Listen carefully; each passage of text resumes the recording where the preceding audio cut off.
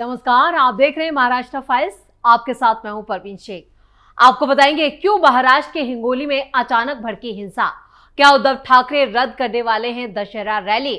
मराठी नहीं बोलने पर अबू आजमी को किसने दी धमकी।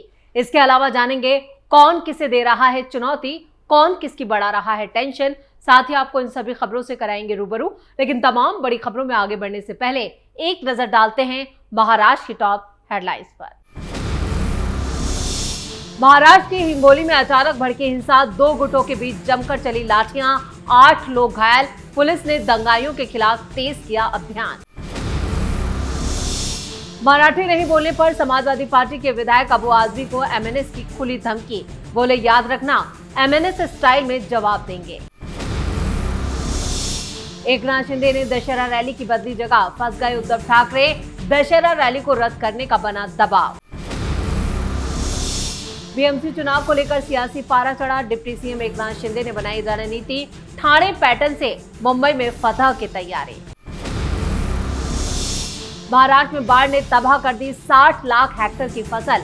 फडणवीस सरकार अगले हफ्ते राहत पैकेज का करेगी ऐलान। खबरों में सबसे पहले बात हिंसा की। महाराष्ट्र के हिंगोली में एक जुलूस के दौरान एकाएक हिंसा भड़कने का मामला सामने आया है। घटना हिंगोली के सैन गांव तालुका के वेलतुरा गांव की है। दो गुटों के बीच हुई भिड़ंत में जमकर पत्थरबाजी हुई।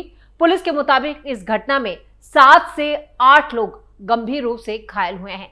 विवाद बढ़ता देख पुलिस ने हालात तो कंट्रोल में कर लिए। सभी घायलों को पास के अस्पताल में भर्ती किया गया है, जहां फिलहाल उनका इलाज चल रहा है। लेकिन इस घटना ने फिर कई सवाल खड़े कर दिए हैं और इन सवालों का जवाब खुद पुलिस भी तलाश रही है। पुलिस की शुरुआती जांच में पता चला है कि इस विवाद के दौरान दोनों गुटों के बीच जमकर लाठियां भी भांजी गई। पुलिस के मुताबिक विवाद की वजह एक समुदाय का खास गाना बजाने वाला बैंड था। बैंड बजाने को लेकर हुए विवाद में दो गुटों के बीच पथराव और मारपीट शुरू हो गई। सैन गांव की पुलिस ने बताया कि इस मारपीट में 15 से 20 लोग भी घायल हुए और इस बीच पुलिस को इस घटना की जानकारी मिलने के बाद सैन गांव पुलिस दंगा नियंत्रण दल के साथ वेलटुरा गांव पहुंची और हालात काबू में किए। लेकिन सवाल ये उठ रहे हैं कि महाराष्ट्र के कई जिलों में अचानक से हिंसा क्यों भड़क रही है। क्या इसके पीछे कोई बड़ी साजिश है और इसकी जांच बेहद जरूरी है। आपको बता दें कि ठाणे में भी गरबा का आयोजन किया गया था, जहां पर कुछ लोगों ने अंडे फेंककर माहौल को तनावपूर्ण बना दिया और इस वारदात के बाद पुलिस इसकी भी जांच कर रही है। इससे पहले महाराष्ट्र के ही अहिल्यानगर जिले में भी जमकर आई लव मोहम्मद के पोस्टर को लेकर भी विवाद बढ़ता हुआ नजर आया, जहां पर कुछ शरारती लोगों ने जमीन पर मोहम्मद साहब की आई लव मोहम्मद लिख दिया और रंगोली से इसको बनाया गया था, जिसको लेकर हिंसा भड़क गई थी। उस वक्त मुस्लिम समुदाय ने पूरा रोड ही जाम कर दिया था, जिसके बाद पुलिस को लाठीचार्ज करना पड़ा था और इस हिंसा में भी कई लोगों की गिरफ्तारी हुई थी। यानी यूपी से और लेह में जिस तरह से हिंसा भड़की है, उसके बाद महाराष्ट्र के कई इलाकों में लगातार इस तरह की खबरें सामने आ रही हैं। हिंसा भड़काने की कोशिश की जा रही है। दो समुदाय लगातार आमने सामने आ रहे हैं। इधर सीएम फडणवीस ने भी इस पूरे मामले की जांच के आदेश दे दिए हैं और साथ ही साथ पुलिस को हिदायत दी है कि कोई भी दंगाई बचना नहीं चाहिए। जिसने भी हिंसा भड़काई है उसके खिलाफ सख्त एक्शन लिया जाए। खबरों में आगे का रुख करते हैं। समाजवादी पार्टी के महाराष्ट्र प्रदेश अध्यक्ष और विधायक अबू कासिम आजमी एक बार फिर सुर्खियों में है। इस बार वजह है मराठी भाषा। अबू आजमी ने जब मराठी भाषा में बोलने से इनकार कर दिया तो एमएनएस ने उनको खुली धमकी दे डाली है। दरअसल सपा विधायक कल्याण रोड के चौड़ीकरण को रोकने की मांग करने भिवंडी पहुंचे थे। मराठी चैनलों ने जब उनसे मराठी में जवाब देने को कहा तो अबू आजमी ने मराठी में जवाब देने से इनकार कर दिया, जिसके बाद विवाद बढ़ गया। अबू आजमी ने कहा, मराठी और हिंदी में क्या अंतर है? मैं मराठी बोल सकता हूं, लेकिन मराठी की क्या जरूरत है? ये भिवंडी है। वो अगर मराठी में जवाब देंगे तो दिल्ली और उत्तर प्रदेश में इसे सुनने वाले कैसे समझ पाएंगे? बस उनका यही जवाब एमएनएस को नागवार गुजरा है। मनसे ठाणे जिला अध्यक्ष परेश चौधरी ने मराठी नहीं बोलने के मुद्दे पर अबू आजमी को घेरते हुए उन्हें एमएनएस स्टाइल में जवाब देने की चेतावनी दे डाली है।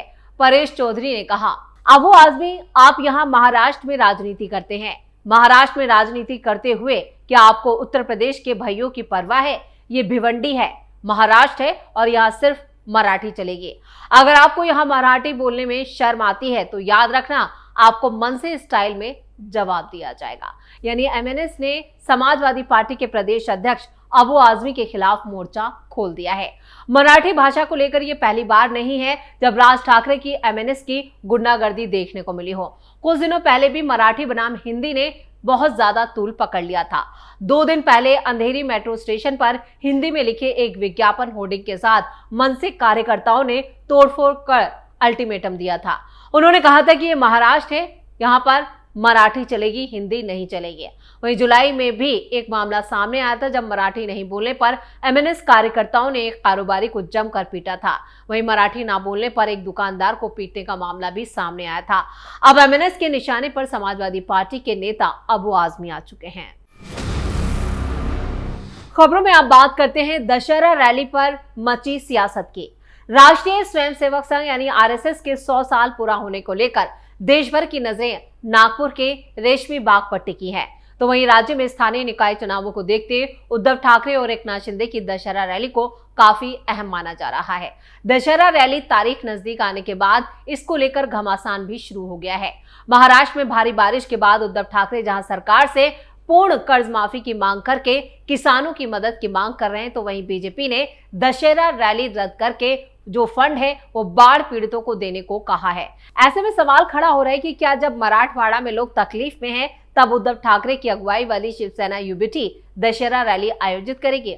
उद्धव ठाकरे ने दशहरा रैली शिवाजी पार्क में करने की तैयारी की है, तो वहीं दूसरी तरफ शिवसेना प्रमुख एकनाथ शिंदे ने ऐलान किया है कि इस साल की रैली में सिर्फ मुंबई मेट्रोपॉलिटन रीजन के कार्यकर्ता शिरकत करेंगे। उन्होंने अपनी इस रैली को आजाद मैदान में आयोजित न करने का फैसला भी लिया है। उद्धव ठाकरे की मांग है कि महाराष्ट्र बाढ़ प्रभावित किसानों की मदद पंजाब की तर्ज पर की जाए, लेकिन बीजेपी और एकनाथ शिंदे ने उद्धव ठाकरे पर स्टैंड बदलकर दबाव बढ़ा दिया है। शिंदे ने कहा कि हमारे कार्यकर्ता बाढ़ प्रभावित सभी क्षेत्रों में जाकर जरूरतमंदों की मदद करेंगे।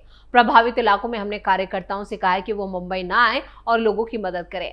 दशहरा रैली में सिर्फ मुंबई के शिव सैनिक शामिल होंगे। दशहरा रैली शिवसेना की दशकों पुरानी परंपरा रही है।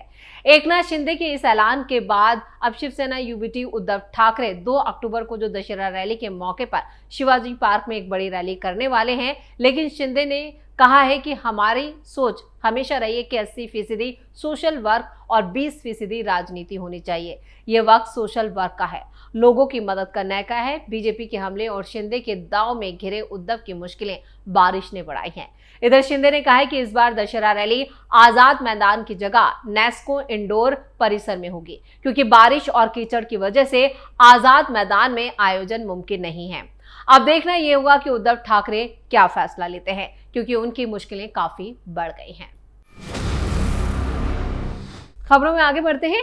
बीएमसी चुनाव को लेकर इधर एकनाथ शिंदे ने तैयारियां तेज कर दी हैं। शिंदे पिछले काफी वक्त से पार्टी के अलग अलग नेताओं और पदाधिकारियों के साथ बैठक कर रहे हैं। शिंदे गुट को सत्ता तक पहुंचाने के लिए वो ठाणे में आजमाए गए ठाणे पैटर्न को अब मुंबई के बीएमसी चुनाव समेत पूरे महाराष्ट्र में लागू करने जा रहे हैं। शिंदे नेता और राज्य के परिवहन मंत्री प्रताप सरनाईक ने यहां पर बातचीत में कहा है कि जैसे हमने विधानसभा चुनाव में ठाणे शहर के लिए रणनीति बनाई थी, ठीक उसी तर्ज पर अब इस रणनीति के तहत शिंदे ने समाज, जाति और व्यवसाय के आधार पर अलग अलग सेल मुंबई समेत पूरे महाराष्ट्र में बनाने का फैसला किया है। इन सभी सेल पर नजर रखने के लिए एक वॉर रूम भी तैयार किया जा रहा है, जो सीधे शिंदे को रिपोर्ट करेगा। क्या है ये ठाणे पैटर्न, चलिए वो भी आपको बता देते हैं। शिंदे की सीनियर नेता प्रताप सरनाईक ने कहा है कि पार्टी में मुंबई में खासतौर से हर समाज, जाति और व्यवसाय के लोगों के करीब 2 दर्जन से ज्यादा सेल बनाए हैं। उन्होंने कहा कि हर सेल में एक सीनियर पदाधिकारी नियुक्त होगा, जो अपने समाज के सभी लोगों से वहां पर कांटेक्ट करेगा और उनसे जुड़े लोगों से संपर्क साधेगा, चुनाव की रणनीति तैयार करेगा और इन सेल के जरिए ही संबंधित समाजों की समस्याओं को हल किया जाएगा। ये पदाधिकारी विभाग के लोगों से चुनाव में समर्थन सुनिश्चित करेंगे। सरनाईक ने यह भी कहा कि इस तरह का मॉडल पिछले चुनाव में ठाणे में काफी कामयाब रहा था। अब वही पैटर्न मुंबई समेत पूरे महाराष्ट्र में लागू होगा, यानी लोक अधिकार समिति फिर से सक्रिय होगी। सरनाईक ने कहा कि मराठी भाषी और भूमिपुत्रों के हक में काम करने वाली स्थानीय लोक अधिकार कमेटी महासंघ को फिर से सक्रिय किया जाएगा और इस संगठन का नेतृत्व जो है वो पूर्व सांसद गजानन कीर्तिकर करेंगे। यह भी कहे कि इस संगठन के पास पहले से 10,000 से ज्यादा सदस्य हैं और सत्ता परिवर्तन के बाद से इनमें बड़ी संख्या में लोग शिंदे गुट में शामिल हो चुके हैं। शिंदे की यह रणनीति सिर्फ समाज आधारित नहीं बल्कि सेक्टर आधारित भी होगी। केंद्र सरकार के अधीन आने वाले बीमा, तेल, विमानन, रेलवे और जितने भी ट्रांसपोर्टेशन हैं उन विभागों से भी जुड़ने के लिए यूनियन के लोगों से भी संपर्क साधा जाएगा और इन कमेटियों को भी सक्रिय किया जाएगा। शिंदे ने अपनी पार्टी के सीनियर नेताओं को यह आदेश दिया है कि इन सेल की स्थापना जल्द से जल्द हो ताकि आने वाले बीएमसी चुनावों में इसका फायदा उठाया जा सके। और खबरों के आखिर में बात करते हैं फडणवीस के बड़े ऐलान की। मराठवाड़ा सहित जिलों में बाढ़ से 60 लाख हेक्टेयर की फसल चौपट हो गई और इसको लेकर मंत्रिमंडल की बैठक की गई। किसानों की हालत पर समीक्षा की गई। मुख्यमंत्री फडणवीस ने इसकी जानकारी दी और बताया कि बारिश और बाढ़ से 60 लाख हेक्टेयर का नुकसान हुआ है। मुख्यमंत्री ने किसानों को भरोसा दिया है कि दिवाली से पहले उनके बैंक खातों में राहत की जो राशि है वो जमा कर दी जाएगी। मुख्यमंत्री ने कहा है कि बाढ़ की मार झेल रहे किसानों की मदद के लिए केंद्र सरकार ने आश्वासन दिया है। फिलहाल तो बाढ़ से जुड़े नुकसान का आकलन जारी है। उसकी रिपोर्ट आने के बाद हम लोग केंद्र सरकार के पास मदद का प्रस्ताव भेजेंगे और उन्हें पूरा भरोसा है कि केंद्र सरकार मदद करेगी। 2 दिन पहले ही दिल्ली में प्रधानमंत्री नरेंद्र मोदी को विस्तार से राज्य के हालात की पूरी जानकारी दी गई थी। उस वक्त उन्होंने मदद का भरोसा दिया था। खुद सीएम फडणवीस ने पीएम मोदी से मुलाकात करके महाराष्ट्र में हुए नुकसान की पूरी जानकारी पीएम मोदी को दी थी और पीएम मोदी ने खुद कहा था कि विस्तृत रिपोर्ट भेजी जाए, उसके बाद केंद्र सरकार एक बड़े राहत पैकेज का ऐलान करेगी। इसी के साथ महाराष्ट्र फाइल्स में खबरों का सिलसिला यही खत्म करते हैं।